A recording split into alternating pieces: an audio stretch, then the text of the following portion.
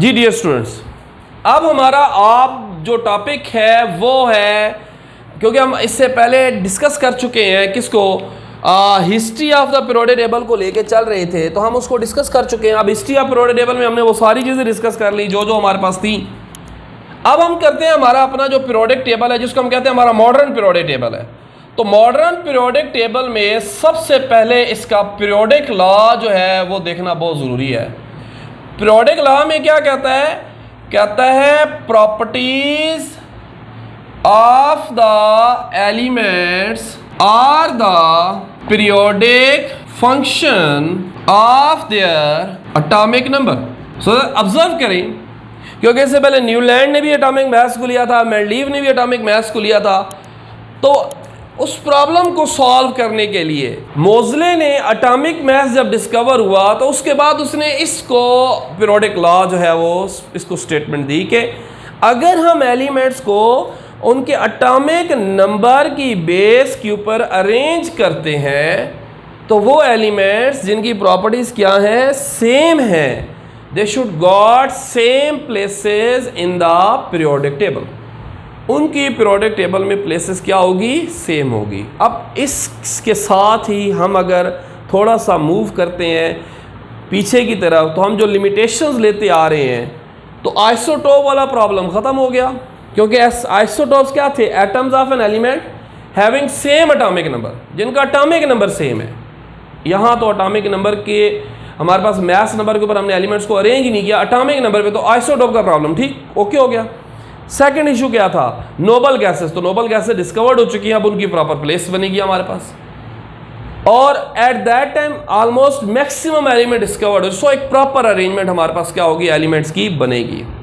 सो ये हमारे पास था। अब जब हम पीरियोडिक लॉ को देखते हैं तो हम इस पीरियोडिक लॉ का जो पीरियोडिक टेबल है हमारे पास, ये जो है जो इस पीरियोडिक लॉ की बेस के ऊपर अरेंज हुआ है, तो हम इसको क्या करते हैं, हम इसको डिफरेंट पोर्शन में डिवाइड कर देते हैं इसको ब्रीफली पढ़ने के लिए। तो हम कहते हैं कि हमारा जो पीरियोडिक टेबल है ना, इस वक्त बेसिकली हम इसको डिवाइड करते हैं किसमें, ग्रुप्स के अंदर। इसी तरह हम इसे डिवाइड करते हैं किसमें, पीरियड्स में, और इसी तरह हम इसे डिवाइड करते हैं किसमें बेटा, ब्लॉक्स में।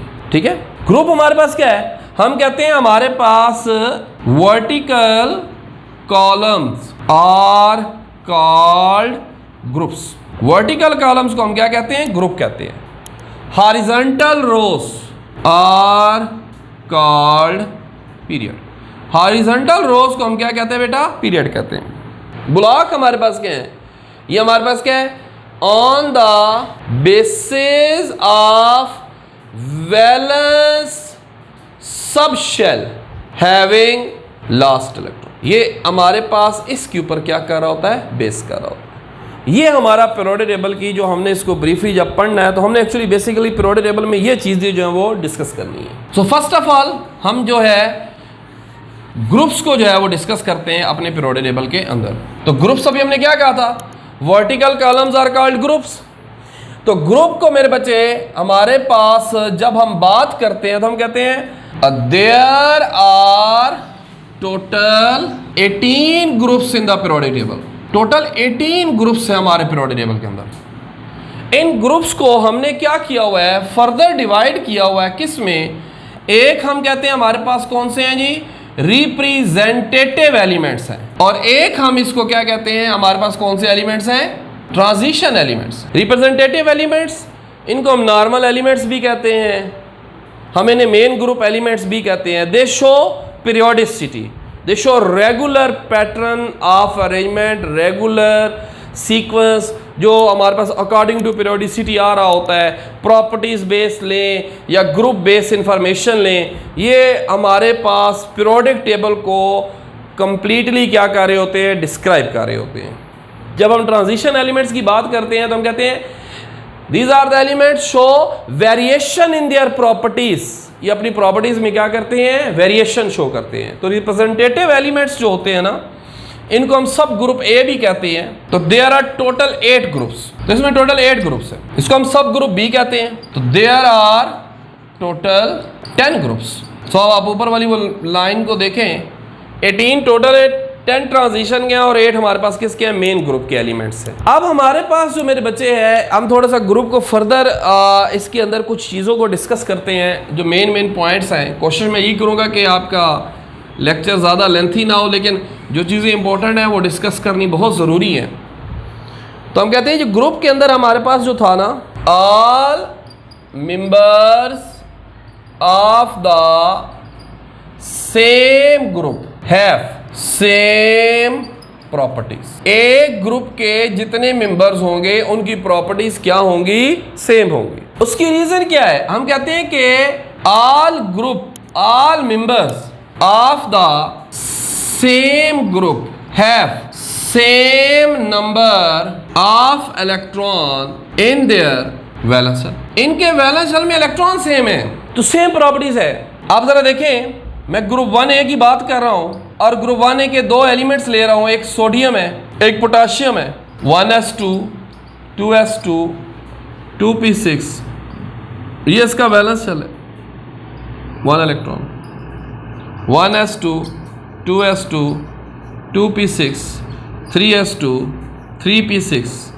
4s1, वैलेंस शेल है इसका, एक इलेक्ट्रॉन। सेम इलेक्ट्रॉन होने की वजह से हमारे पास क्या है, दे हैव सेम प्रॉपर्टीज। अब इसके बाद हम क्या कहते हैं, group number of an element can be find out on the basis of electron present in its valence shell. उसके वैलेंस शेल में जितने इलेक्ट्रॉन है यही हमारे पास क्या बताता है, इसका ग्रुप, और ये रिप्रेजेंटेटिव एलिमेंट्स के। अब देखें जरा, ये मैंने 2 एग्जाम्पल सॉल्व किए। इसके वैलेंस शेल में एक इलेक्ट्रॉन है तो आप कह सकते हैं its group is known as 1A। इसके भी वैलेंस शेल में एक इलेक्ट्रॉन है, इसका मतलब ये भी हमारे पास क्या है, 1A का ही क्या होगा, मेंबर होगा। ये हमें ग्रुप नंबर के बारे में हमें क्या कह रहा है बेटा, ये हमें आइडिया दे रहा है। अब इसका हम जो है अभी, क्योंकि तो ये इसको थोड़ी सी चीज़ें और डिस्कस करने वाली रह गई हैं, कहता है कि हमारे पास जो है ना कुछ ग्रुप्स ऐसे हैं, some groups gives special name, इनको हमने स्पेशल नेम असाइन किए हुए हैं on the basis of properties. इनको इनकी प्रॉपर्टीज की बेस के ऊपर हमने स्पेशल नेम असाइन किए हुए हैं, उनकी स्पेसिफिक प्रॉपर्टीज है, स्पेशल कैरेक्टरिस्टिक्स हैं।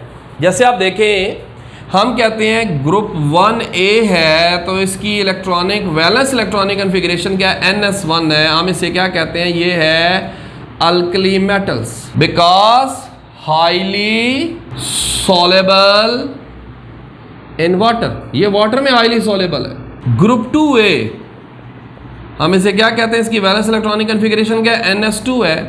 अल्कलाइन अर्थ मेटल हम इसे कहते हैं, रिएक्टिव है, एग्जिस्ट करती हैं इन कंबाइंड स्टेट में एग्जिस्ट कर रही हैं, and present in earth crust, और उसके साथ साथ ये अर्थ क्रस्ट के अंदर क्या है, मौजूद है। ग्रुप 7A, इसकी इलेक्ट्रॉनिक कन्फिगरेशन क्या है, NS2NP5, इसको हम क्या बोलते हैं, हैलोजन बोलते हैं।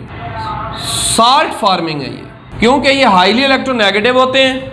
हाईली इलेक्ट्रोनेगेटिव होने की वजह से ये पॉजिटिव आयन के साथ मिलते हैं और क्या बनाते हैं, साल्ट बनाते हैं।